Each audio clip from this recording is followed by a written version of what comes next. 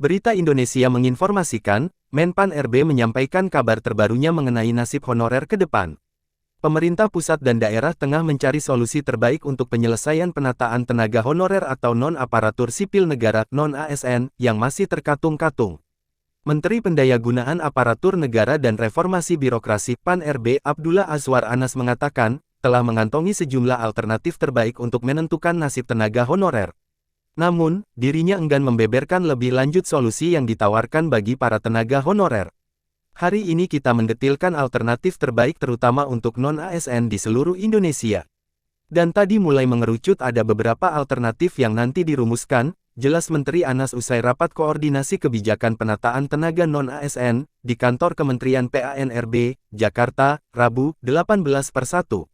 Menteri Anas memastikan, sejumlah alternatif terbaik yang dibahas pemerintah tanpa mengesampingkan sisi kemanusiaan dan pengabdian bagi tenaga honorer. Beberapa alternatif itu segera didetilkan bersama tim dari provinsi, kabupaten, dan kota. Kita tentu juga memasukkan faktor-faktor seperti harus terus terjaganya kualitas pelayanan publik. Insya Allah nanti opsi terbaik bagi semuanya yang akan dijalankan oleh pemerintah, dengan mempertimbangkan berbagai faktor, ujarnya.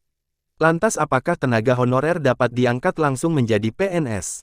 Kepala Biro Humas, Hukum, dan Kerjasama Badan Kepegawaian Negara (BKN), Satya Pratama menyampaikan, saat ini, sejumlah alternatif untuk penyelesaian penataan tenaga honorer masih dalam proses pembahasan. Termasuk kemungkinan pengangkatan tenaga honorer menjadi PNS. Masih dibahas Mas, ujar Satya kepada Merdeka.com di Jakarta, Kamis 19/1. Mengutip draft rancangan Undang-Undang RUU Perubahan atas Undang-Undang UU Nomor 5 Tahun 2014 tentang Aparatur Sipil Negara, tenaga honorer yang sudah mengabdi lama bersama pemerintah didorong untuk diangkat langsung menjadi PNS. Ketentuan ini ditulis dalam pasal sisipan baru, yakni pasal 131A. Tenaga honorer, pegawai tidak tetap, pegawai tetap non-PNS, pegawai pemerintah non-pegawai negeri, dan tenaga kontrak yang bekerja terus-menerus dan diangkat berdasarkan surat keputusan yang dikeluarkan sampai dengan tanggal 15 Januari tahun 2014, wajib diangkat menjadi PNS secara langsung dengan memperhatikan batasan usia pensiun sebagaimana dimaksud dalam pasal 90, terang pasal 131A ayat 1.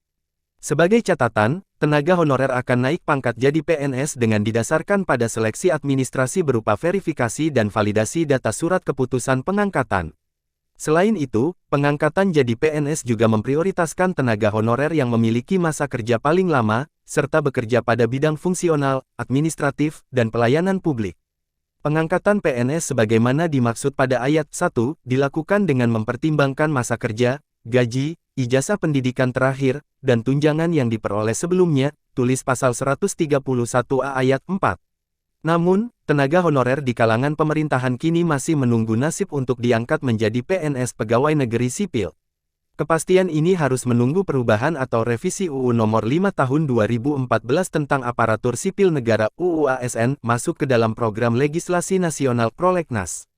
Prioritas 2023. Itu berarti, nasib tenaga honorer untuk diangkat jadi PNS menunggu kepastian hingga tahun depan, setelah sebelumnya pembahasan revisi UU ASN terus terulur sejak 2021 silam.